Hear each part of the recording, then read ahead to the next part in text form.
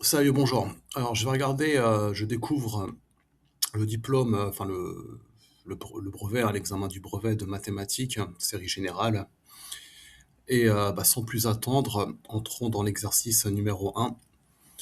Donc on dispose d'une urne A contenant 6 boules numérotées et d'une boule B contenant 9 boules numérotées. Alors, on tire une boule A dans l'urne A. Quelle est la probabilité d'obtenir un nombre pair? Alors, vu qu'on sait qu'on tire une boule dans l'urne A, eh bien, on s'en fout de ce que l'urne B contient. On va regarder uniquement ce que l'urne A contient.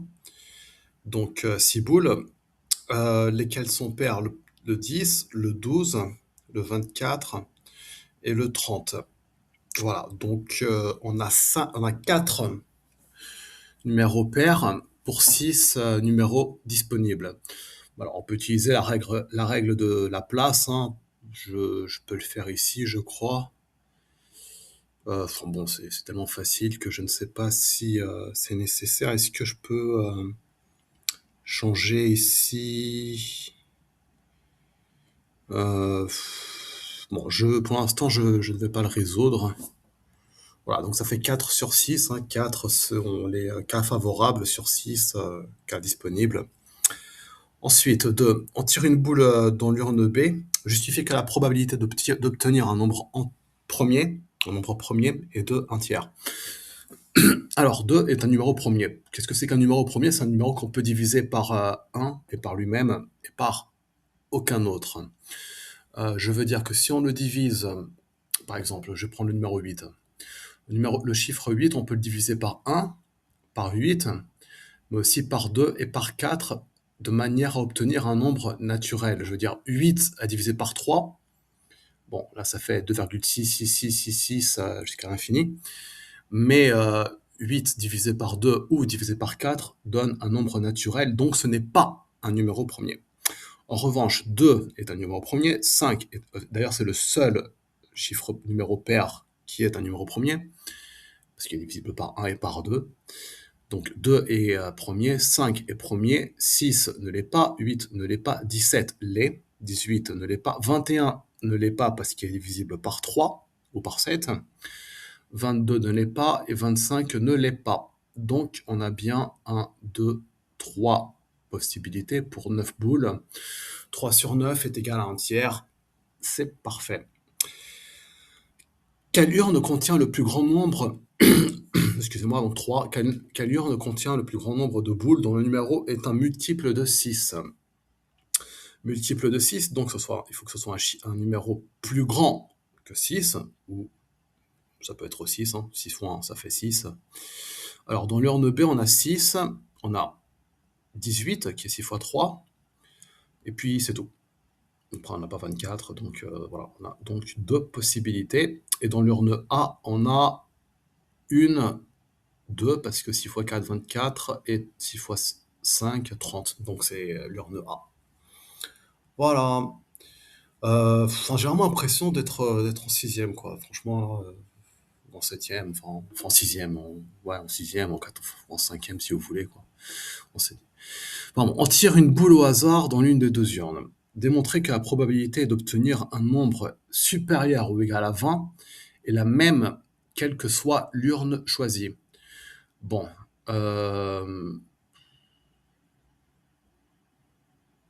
comment faire ça? On tire une boule au hasard. Parce que si on tire une boule au hasard dans l'une des urnes, alors est-ce que les deux urnes sont... est-ce qu'on les met ensemble dans un même récipient, quoi? Enfin, ici, peu importe, hein, mais c'est pas très clair. Mais bon, peu importe, hein. Donc, je me prends la tête pour rien, mais quand même démontrer que la probabilité d'obtenir un nombre supérieur ou égal à 20 est la même que quelle que soit l'urne choisie. Bon, en fait, ce qu'on va faire tout simplement, c'est on va prendre l'urne A, et donc on va calculer la probabilité d'obtenir un nombre supérieur ou égal à 20. Et donc on a 2 cas favorables sur 6, ce qui fait 1 tiers. Puis on fait la même chose pour l'urne B. On a 3 cas favorables, 21, 22, 25 sont supérieurs à 20. Pour 9 disponibles, ce qui fait 3 sur 9, ce qui fait 1 tiers également. Donc 1 tiers est égal à 1 tiers, c'est fait. Le reste, bon, voilà, on va passer à 5. Hein. En repartant avec la composition initiale des urnes A et B, on décide d'ajouter une boule numérotée 50 dans chacune d'entre elles. On a maintenant donc 7 boules dans l'urne A et 10 boules dans l'urne B. Dans ces conditions, la probabilité d'obtenir un résultat supérieur ou égal à 20 est-elle toujours égale? Bah non. Quelle que soit l'urne choisie. Bah non, évidemment que non, parce que si tu rajoutes un 50 dans l'urne A, on a maintenant 3 cas favorables sur 7, ce qui est supérieur à 4 cas favorables, parce qu'on en avait 3, plus maintenant on en a un quatrième, 4 sur 10. D'accord, donc 3 sur 7 est supérieur à 4 sur 10. Alors, j'arrive pas ici à ouvrir une autre fenêtre pour simplement faire des calculs. Hein. Enfin, calcul, il n'y a pas de calcul. Voilà, quoi. J'espère que vous pouvez faire de tête parce que c'est tellement facile. Mais j'essaierai peut-être dans la prochaine vidéo. Pour l'instant, je préfère continuer. J'espère que ça peut être utile, du moins à quelqu'un, ce que je suis en train de faire. Parce que, enfin bon, voilà. Donc le 5, voilà. C'est comme ça qu'on résout, par exemple. Et donc, à la fin, donc, la probabilité de l'urne A, enfin de la boule extraite de l'urne A, que ce soit un numéro supérieur à 20 est égal à 3 sur 7. Donc 3, il y a 3 possibilités, 3 cas favorables sur, sur 10. 3 sur, non, 3 sur 7, 3 sur 7, je dis bien, il y a donc cette boule. Il y avait 6 au début, plus le 50. 3 sur 7, et 3 sur 7 est supérieur à...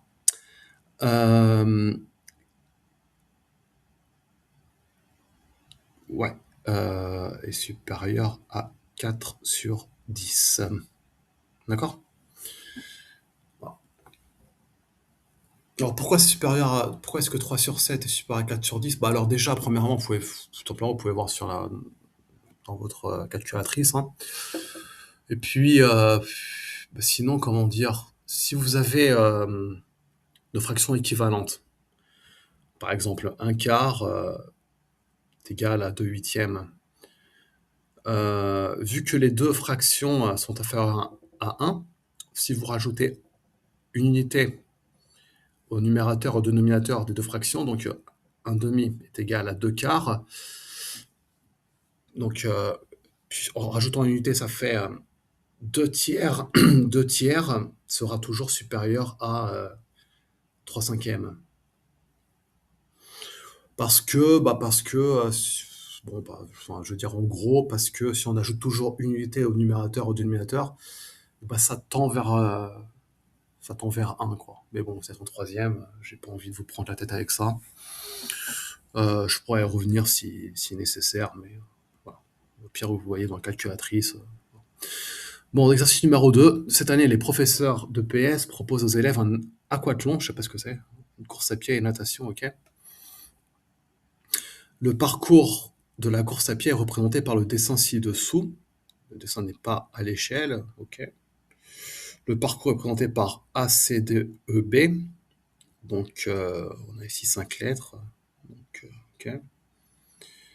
Avec le départ au point A et l'arrivée au point B. D'accord. Comment on court cet aquathlon là?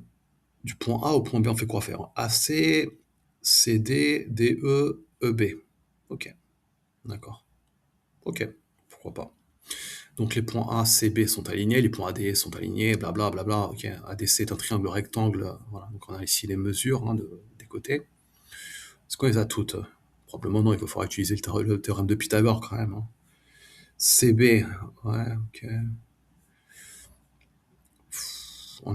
Qu'est-ce qu'on a ici? On a AE, d'accord. On a aussi DE, donc on peut calculer AD. Hein. AD, c'est quoi? C'est la différence. Si de A à E, tu as 250 mètres, et de D à E, tu as 50, bah, AD, ça fait 250 moins 50, donc ça fait 200 mètres. Bah, et donc, on utilise Pythagore ici, parce que donc tu as 480 pour AC, 200 pour AD, et avec ça, on peut déterminer CD. Voilà, d'ailleurs, c'est la question 2. Mais premier, justifier que AD est égal à 200 mètres. Bon, on vient de le faire. Maintenant, calculer la longueur CD. Bah, la longueur CD est égale à 480 au carré plus 200 au carré, enfin la racine carrée de tout ça, Ce qui fait, je sais pas moi, 500, je sais pas, 520, enfin, par là, quoi. Voilà, étant donné que je n'ai pas ici la possibilité de changer, bah, c'est vraiment parce que je suis une bille en informatique, hein, mais je n'ai pas la possibilité de changer de fenêtre, je ne fais pas les calculs. En gros, ça fait dans les 520 à peu près, à peu près, hein. Donc, 5 points, on continue. 3. Pour que la mesure soit validée, il est nécessaire que les droites CD et BE soient parallèles. Les droites lesquelles CD et BE soient parallèles. Oui, bah évidemment, ouais. Enfin, j'imagine, quoi. Donc, pour que le parcours soit validé, il est nécessaire que les droites CD et BE soient... Enfin, non, pas forcément d'ailleurs, mais sinon, on ne pourrait pas utiliser le théorème de Pythagore pour la question qu'ils vont nous demander juste après. Et que la mesure de l'angle ACD, donc nous le sait, il est ici, donc cet angle-là, il est de 20 degrés. Donc s'il est de 20, celui-ci va être de 70, hein, parce que là, le A, c'est l'angle droit, donc 90. Vous savez que la somme des trois angles d'un triangle est toujours de 180. Donc celui-là, il est de 20, bah, celui-là, il est de 70. Quoi. Et donc, comme les deux droites sont parallèles, et ben celui-là va être également de 70 degrés, quoi. Tout comme le B va être de 20 degrés. D'accord? Les droites, alors, A, les droites CD et BE sont-elles parallèles? Bah écoute, oui, j'ai envie de te dire, parce que tu me le dis, quoi, mais qu'est-ce qu'ils veulent ici? Ils veulent qu'on démontre, hein. Comment? Bah on va faire, on va prouver que les deux triangles sont similaires, qu'il y a une similitude de forme entre ACD et ABE. C'est-à-dire que AC sur AB est égal à AD sur AE, qui est égal à CD sur BE. Voilà. J'ai envie de te dire, démontrer de côté, c'est suffisant ici, hein. Mais bon. En gros, voilà, on va calculer EB. Alors comment? Bon, utilisant encore une fois à nouveau le théorème de Pythagore. On a AB qui est égal à 600, 480 plus 120. AE qui est égal à 250. Et avec tout ça, on va calculer donc 600 au carré plus 250 au carré. On fait la racine carrée de tout ça. Puis on obtient BE. Voilà, qui doit faire dans les, je sais pas moi, 650, un truc dans le genre. Et voilà, quoi. Ce que je veux dire, c'est que BE sur CD doit être égal, est égal à AB sur AC, qui est égal à AE sur AD. Voilà, puis avec ça, on montre que les deux triangles sont similaires, qui ont la même construction. Et donc, les deux droites sont parallèles. La mesure de l'angle ACD est-elle supérieure à 20 degrés? Bah, je sais pas maintenant, parce que tu me le dis, quoi. Comment on peut faire ça? Bah, par le cosinus, par la trigonométrie. Parcours est-il validé? Bah...